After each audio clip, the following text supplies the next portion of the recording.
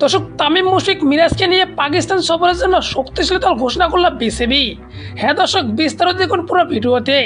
চলতি মাসে কোনো আন্তর্জাতিক সিরিজ নেই টাইগারদের, তাই তো আগামী মাসে পাকিস্তানের বিপক্ষে টেস্ট সিরিজ দিয়ে মাঠে ফিরতে যাচ্ছে নাজমুল শান্তর দল। দর্শক, সিরিজের জন্য সময়সূচি প্রকাশ করেছে পাকিস্তান ক্রিকেট বোর্ড পিসিবি। রাওয়ালপিন্ডিতে 2 ম্যাচ সিরিজের প্রথম টেস্টটি হবে 21শে আগস্ট এবং পরের ম্যাচটি অনুষ্ঠিত হবে করাচিতে 30শে আগস্ট। শুরু হয়ে শেষ হবে 3 সেপ্টেম্বর।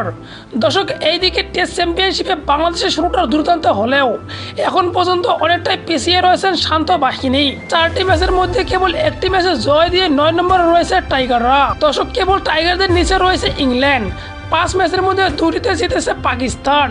টেস্ট ক্রিকেটে এর আগে 13 বার মুখোমুখি হয়েছিল বাংলাদেশ পাকিস্তান। 12টি ম্যাচে জিতেছিল পাকিস্তান এবং একটি ম্যাচ হয়েছিল ড্র। 2020 সালে সর্বশেষ টেস্ট খেলতে পাকিস্তান গিয়েছিল টাইগাররা। তাই তো এই ম্যাচকে সামনে রেখে পাকিস্তানের বিপক্ষে 16 সদস্যের স্কোয়াড ঘোষণা করেছে বিসিবি।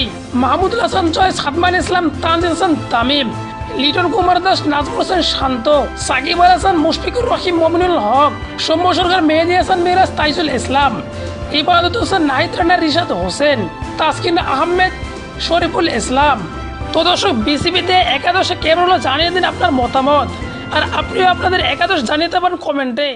ধন্যবাদ।